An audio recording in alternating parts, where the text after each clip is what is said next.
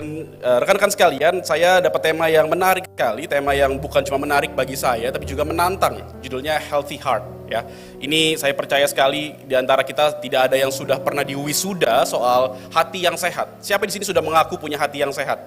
Angkat tangannya boleh. Hati saya sudah sangat sehat. Gitu ada.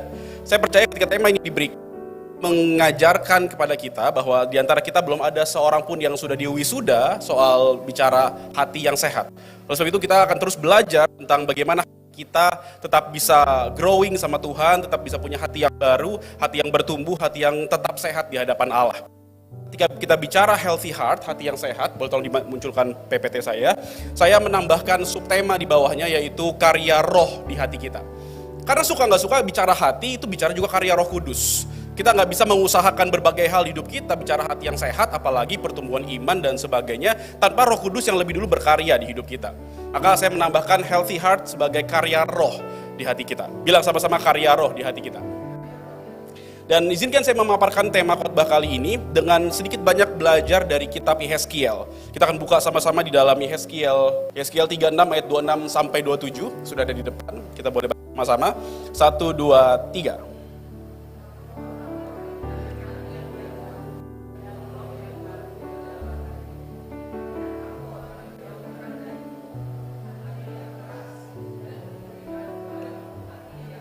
Dua tujuh bareng-bareng, 1, 2, 3.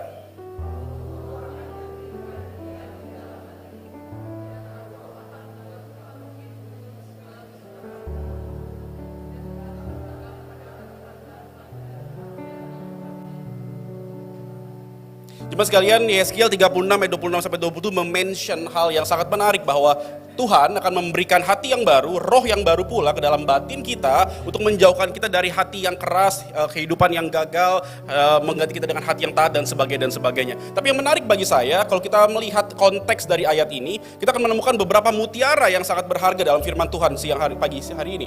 Yaitu kalau kita perhatikan konteksnya, kita akan melihat bagaimana Nabi Yehezkiel itu kan sedang menubuatkan pemulihan Israel dari pembuangan gitu ya. Kamu sekalian yang dibuang ke pembuangan di Babilonia, someday kamu akan kembali dan kamu akan dipulihkan, direstorasi, kemudian dilakukan pembaharuan dan rohku akan berdiam di dalam kamu, bla bla bla dan sebagainya. Ini nubuatan Nabi Yehezkiel kepada Israel di dalam pembuangan bahwa suatu hari nanti kamu akan kembali ke dalam pemulihan Allah.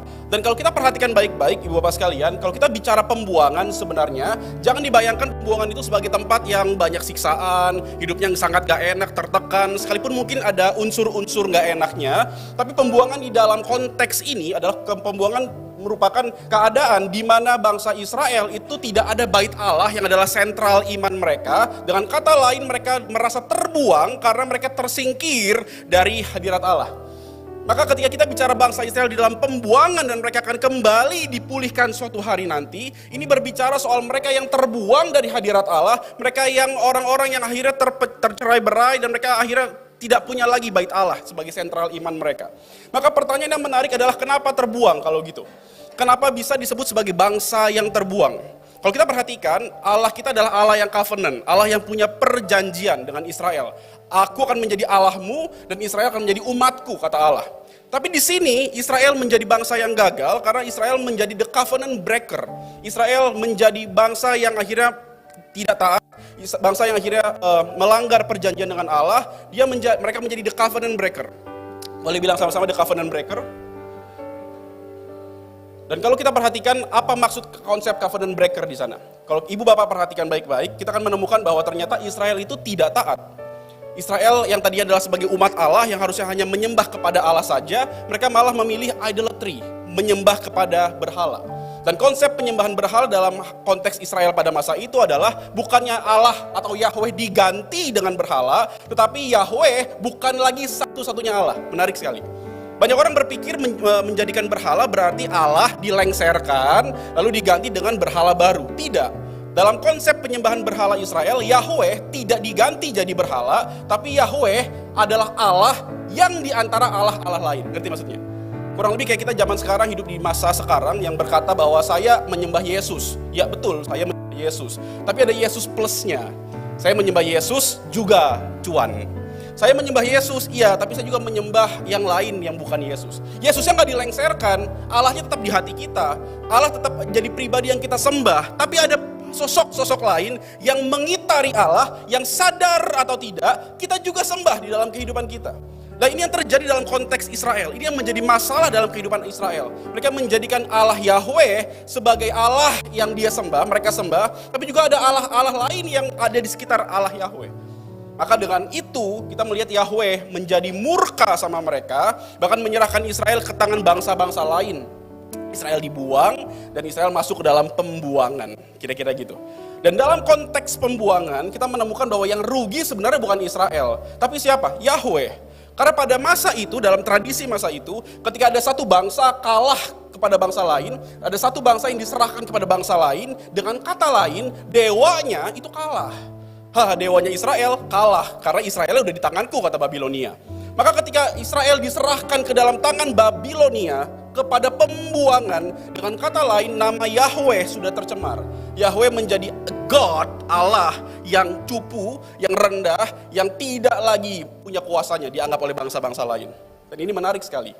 That's why dalam Yehezkiel pasal 36, kalau kita mundur sedikit ke ayat 22 dan 23, yang menjadi murkanya Allah sebenarnya apa sih? Sebenarnya karena Israel itu merusak nama Allah. Tetapi karena namaku yang kudus yang kamu najiskan di tengah bangsa-bangsa, aku akan menguduskan namaku yang besar yang sudah dinajiskan di tengah bangsa-bangsa. 2 kali dimention.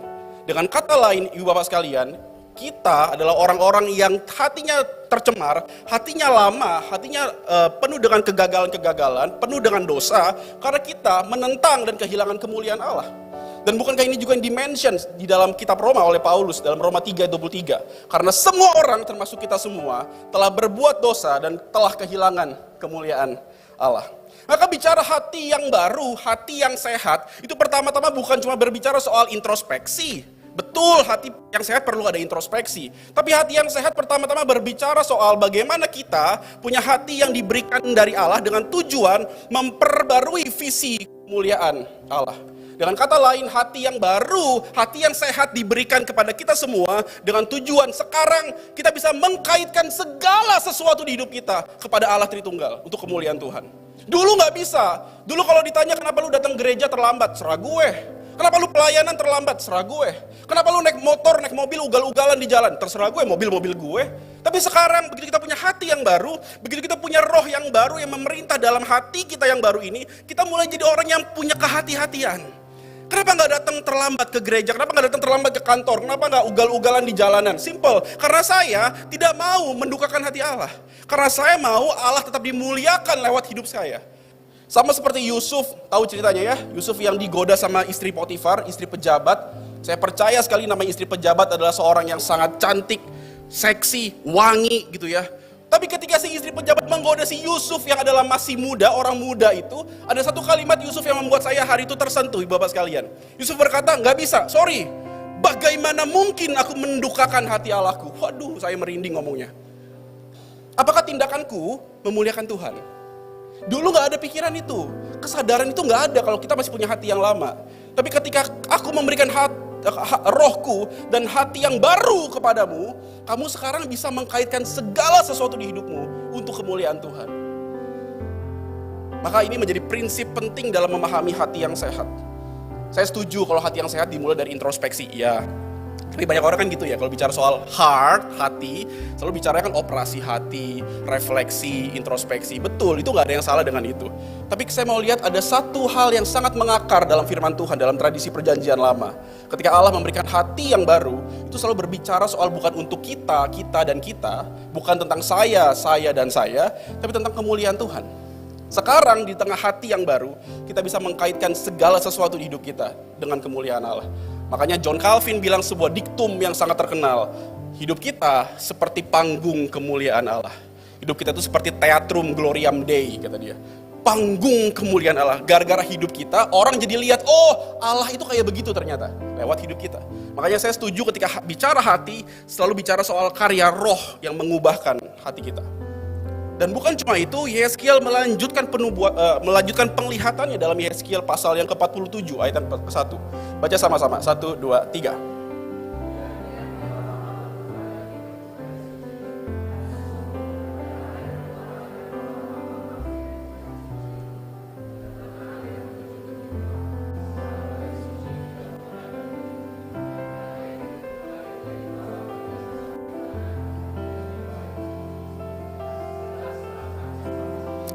Nabi Yeskiel mendapat penglihatan bahwa suatu hari di bawah bait suci itu akan keluar aliran air sampai membentuk sebuah sungai yang sangat menyegarkan. Dia bergerak ke timur dan seterusnya. Kalau Anda baca sampai ayat 9, karena kepanjangan saya potong, nanti baca sendiri di rumah sampai ayat ke-9, Anda akan menemukan bagaimana sungai itu melewati berbagai hal dan bermuara kepada laut asin di ayat 9. Dan ketika dia masuk ke laut asin, ikan-ikan yang tadinya mati karena laut itu terlalu asin, ikan-ikan menjadi hidup sekarang karena air asin itu begitu dialiri oleh air kehidupan ini menjadi tawar sehingga akan ada tumbuhan yang kembali hidup, ikan-ikan kembali hidup, nelayan bisa punya pekerjaan kembali, semuanya jadi hidup. Air itu melewati berbagai hal dan semua yang dia lewati menjadi hidup.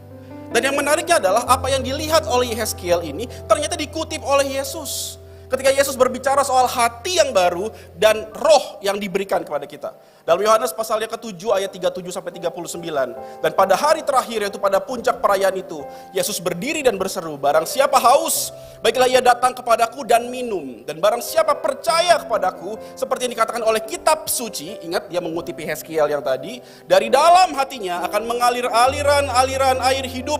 Yang dimaksudkannya ialah roh yang akan diterima oleh mereka yang percaya kepadanya, sebab roh itu belum datang karena Yesus belum dimuliakan.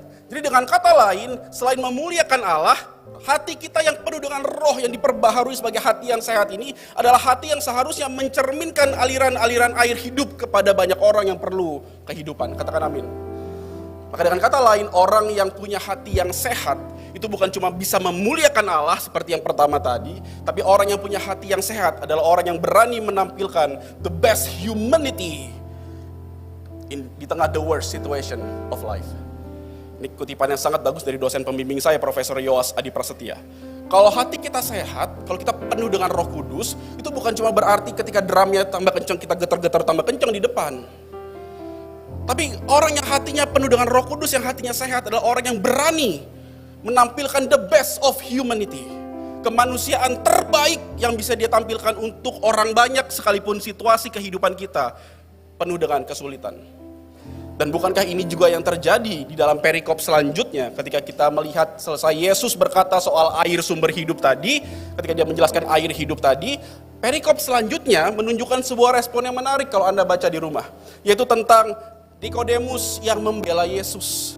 Ketika Yesus selesai berkata-kata soal air sumber hidup tadi, banyak orang Farisi berkata, ya ampun, kita tangkap aja nih orang, dia bikin huru hara, dia sok-sokan jadi Mesias, tangkap saja si Yesus ini. Tapi ada satu orang Farisi yang adalah pemuka agama Yahudi, bernama Nikodemus, dia bangkit berdiri, dia speak up dan dia berkata, apakah hukum Taurat kita menghukum seseorang sebelum ia didengar dan sebelum orang mengetahui apa yang telah dibuatnya? Ya bela si Yesus. Dan orang-orang Farisi, teman-temannya satu geng yang lain lihat dia. Kenapa lu?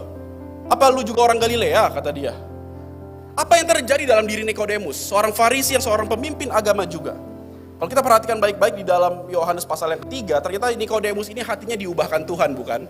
Dalam Yohanes pasal yang ketiga kita menemukan bahwa dia bercakap-cakap dengan Yesus dan dia berkata, guru, rabi, bagaimana mungkin orang bisa lahir baru? Kata dia. Dan Yesus menjelaskan panjang lebar tentang konsep kasih, lahir baru, dan sebagainya. Dan dia tersentuh lewat pengajaran Yesus. Dan di pasal 19, dia adalah orang Farisi yang ternyata membalsam tubuh Yesus. Padahal kalau kita lihat hukum Yahudi, dalam bilangan 19 ayat 11-13, orang yang sentuh mayat, itu adalah orang yang akan najis 7 hari. Bukan cuma najis 7 hari, ketika kamu gak mentahirkan tubuh dirimu dalam hari ketiga, kamu akan menjadi orang yang menajiskan kemah suci Tuhan, bahkan kamu akan berujung dilenyapkan dari Israel. Gak main-main hukuman orang yang sentuh mayat, sentuh jenazah. Apakah Nikodemus tidak tahu hal ini? Jelas dia seorang Farisi, dia tahu hukum ini. Tapi saking cintanya dia sama Tuhan, saking hatinya diubahkan sama Tuhan dengan hati yang sehat dan hati yang baru tadi, dia gak apa-apa. Dia rela menanggalkan status quo-nya sebagai orang Farisi dan pemimpin agama Yahudi hanya untuk supaya bisa membela Yesus dan membalsam jenazah Yesus. Maka dengan kata lain, Bapak sekalian, bicara hati yang sehat bukan hanya melibatkan pertobatan, melainkan rela menjadi asing demi orang yang terasing. Karena disitulah kita akan berjumpa dengan Yesus. Banyak orang Kristen kalau bicara soal hati yang sehat selalu bicara soal saya. Tapi kita lupa Hati yang sehat juga bukan cuma melibatkan pertobatan tentang saya, tapi ini juga bicara soal kerelaan. Menjadi seorang asing seperti Nikodemus demi orang yang terasing. Dan bukankah ini juga yang dilakukan oleh Yesus ketika dia 3,5 tahun pelayanan di dunia ini. Dia menyentuh mereka yang kusta, yang terpinggirkan. Dia datangin itu perempuan berdosa yang punya 5 suami di rumahnya kumpul kebo. Tapi Tuhan ampuni dia dan dia menyelamatkan, dan dia diselamatkan. Dan bukan cuma itu, perempuan yang sakit pendarahan luar biasa dijamah sama Tuhan. Bukan cuma itu, orang Gerasa yang kerasukan setan, yang sampai Alkitab mencatat tangannya dipasung, kalau malam dia berkeliaran, orang udah gak ada yang berani deketin dia, orang gila, kerasukan setan, orang gak berharga, sampah masyarakat. Tapi Yesus datang untuk mereka yang terpinggirkan. Kalau Anda hari ini mau punya hati yang sehat juga berbicara soal mengikuti Yesus di pinggiran. Karena Yesus seringkali ditemukan di mana? Di pinggiran. Kepada mereka yang memerlukan kasih sayang, mereka yang ada di pinggiran, disitulah kita ketemu Yesus. Dan Yesus juga menyatakan dirinya di kayu salib dengan berkata dalam Yesaya 53 ayat 4, tetapi sungguhnya penyakit kita lah yang ditanggungnya dan kesengsaraan kita yang dipikulnya. Padahal kita mengira dia kena tulah, dipikul dan ditindas Allah, tapi dia tertikam oleh karena pemberontakan kita, dia diremukkan oleh karena kejahatan kita, ganjaran yang mendatangkan keselamatan bagi kita ditimpakan kepadanya, oleh bilur-bilurnya kita menjadi sembuh. Saat banyak orang berpikir cacat itu stigma buruk, cacat itu diskriminatif, gitu ya, kita kan seringkali gitu ya. Saat cacat adalah sebuah ketidaknormalan, Tuhan kita Yesus Kristus justru menjadi cacat di kayu salib untuk menunjukkan kepada kita semua bahwa dia pun disalib bukan cuma untuk mati dan menyelamatkan dan memberikan pengampunan kepada kita, tapi dia mengenakan label diskriminatif yang dimiliki oleh mereka yang terpinggirkan. Tuhan kita yang sempurna di kayu salib menjadi cacat. Jemaat sekalian dikasih oleh Tuhan, hari ini bicara hati yang sehat, bicara soal hati yang selalu mau mengkaitkan segalanya itu kemuliaan Tuhan. Tapi bukan cuma itu. Yeskiel melanjutkan dalam percakapannya. Kita juga adalah orang-orang yang berani untuk mengenakan keasingan kita. Jadi orang asing untuk mereka yang terasing. Hati yang sehat bicara juga keberanian untuk menampilkan the best of humanity di tengah the worst situation of life. Bagaimana dengan kita hari ini? Apakah kita hanya bicara hati itu, bicara soal pertobatan kita saja, tentang gereja kita saja, tentang komunitas kita saja, kita lupa sama mereka yang terasing, kita lupa sama mereka yang diskriminasi, kita lupa sama mereka yang punya label-label diskriminatif. Padahal Tuhan kita, dia disalib, dia sengaja menggunakan label diskriminatif untuk berpihak kepada mereka yang terpinggirkan. So, di mana kita hari ini?